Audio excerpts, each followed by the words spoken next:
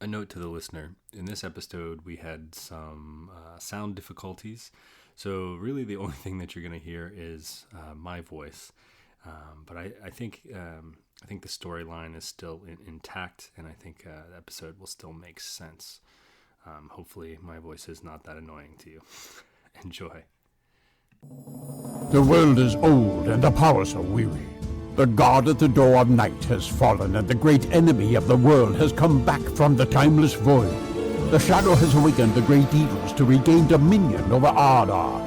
Darkness shall cover the land, if not with the deeds of a small fellowship of elf friends. Join the players of this Dungeons & Dragons campaign as they fulfill the events of the Dagor Daggeroth prophecy and strive with Morgoth on the plains of Valinor. Welcome to the Undying Lands in Part 3 of the Inglorion Bastards trilogy, Trials of the Valar. All right, so you guys come out, and you're basically on the coast, almost on the coast, in this northern part of Aman, and you can hear the ocean from where you are, but if you hear like a cold wind blowing, and you know these are you're near, like, to the west is very tall mountains, and before you see someone like half buried in snow and ice.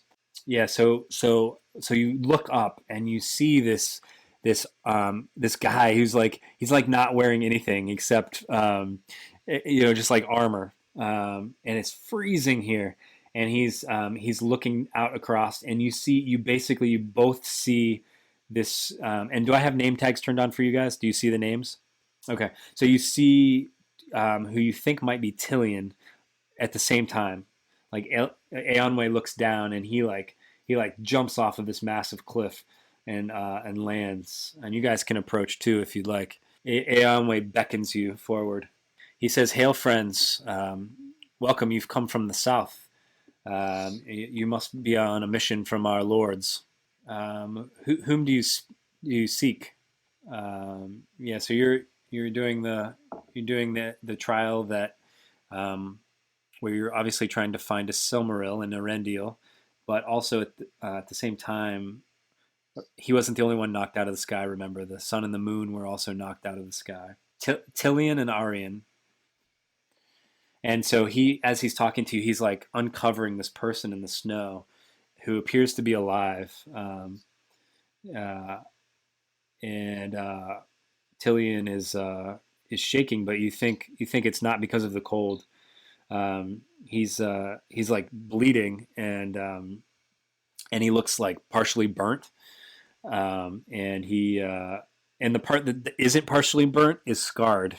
And Eönwë brings them close to him and sort of embraces him, and he says, "If you are searching for Tilion, you need to look no farther. This is he carries the moon across the sky, and he's been grounded. That beast has returned, Ancalagon, the largest of all dragons." And I do want to share something with you that I shared in the last campaign. This will give you, I think this will give you a frame of reference. Take a look at this handout.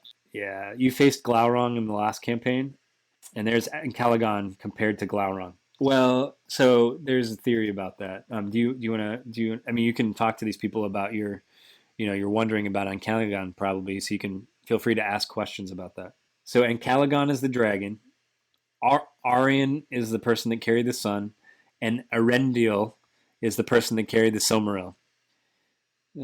So what are you asking them? He says, so our quests are the same. To find. He starts to say, "My beloved," and he looks down at Tilly and he says, "To find our beloved," and the guard at the door of night, and that's referring to Eärendil. Yes, we have the same quest. And he says, "If you will aid me on my quest, then I will be forever indebted to you, and you will have the sword of Eönwë at your side."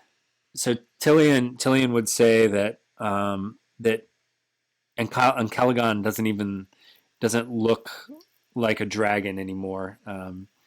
Uh, he, he says that Ancalagon was indistinguishable from the void itself. He says basically he didn't even see Ancalagon coming, and he guesses the same was true for Arien and for Eärendil.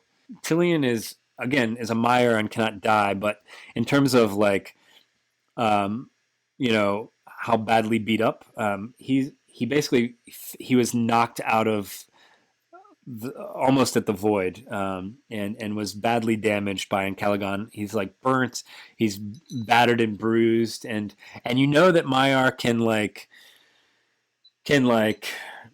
be badly damaged enough to sort of disappear, and you don't know what happens after that because it happened to your friend Okryn, who was a maiar. He was with your party. He was a bard, and the same thing happened to him. Glauron or Turin killed him,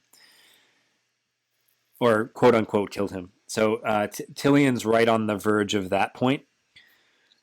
And Eönwë says, "I must get him back to Ilmarin," or he says, Eönwë says, I will join the search again, but I must get Tilion back."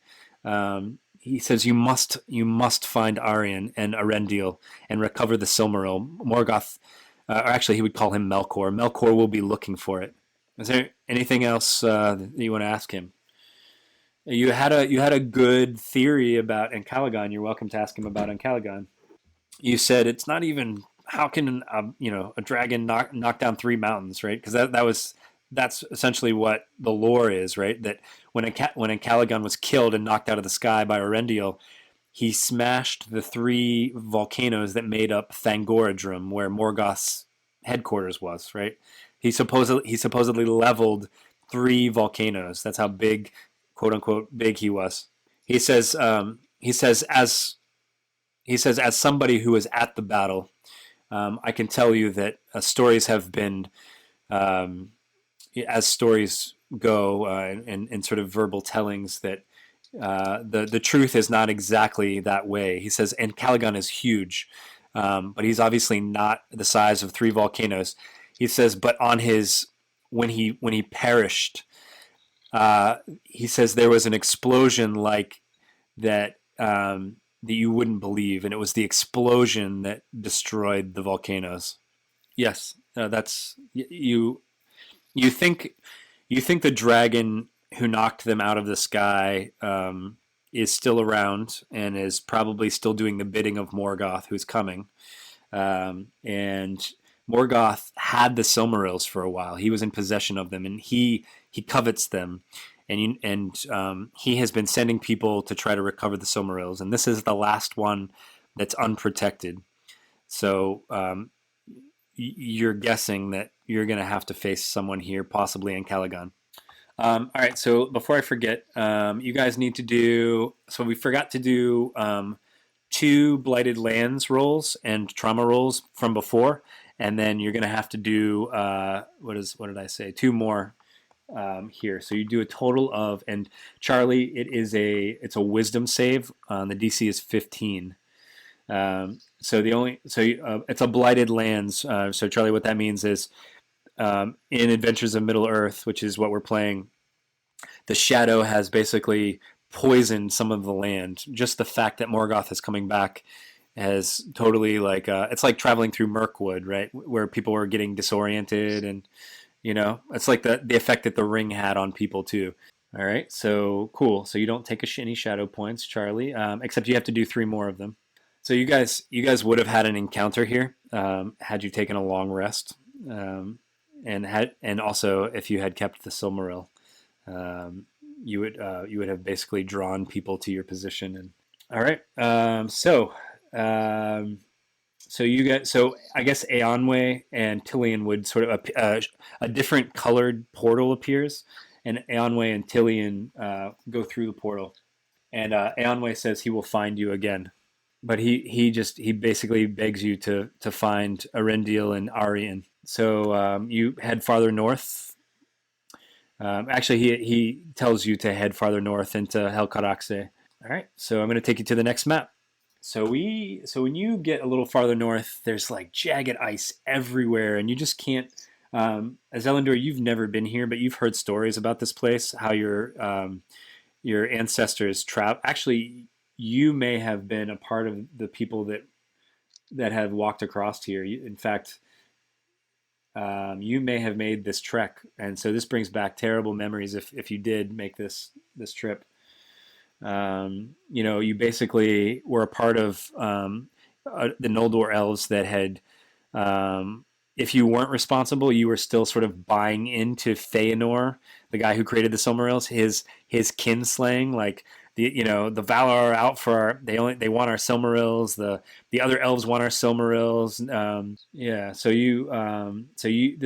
This was not only were the conditions terrible, but the conditions you were being loyal to the Noldor house, right? You were following Fëanor, or the people loyal to Fëanor, and eventually you guys decided, this is not worth it. But this trip would bring back terrible memories, and you get to a point where you actually see a crashed ship, and you see like a body, like half exposed.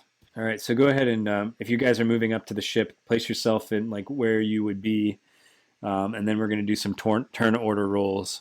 So as you get closer to the ship, there is a glowing light from underneath of the ship, and you see who can only be Eärendil, smashed and dead, laying under the ship, and out of the sky. Faster than you didn't even see him move. He just lands with a thud next to you. Though this marks the end of the episode, the road goes ever on. Until next time, join us at longwinded.one and consider giving us a review on Apple Music, Spotify, or really whichever platform you choose.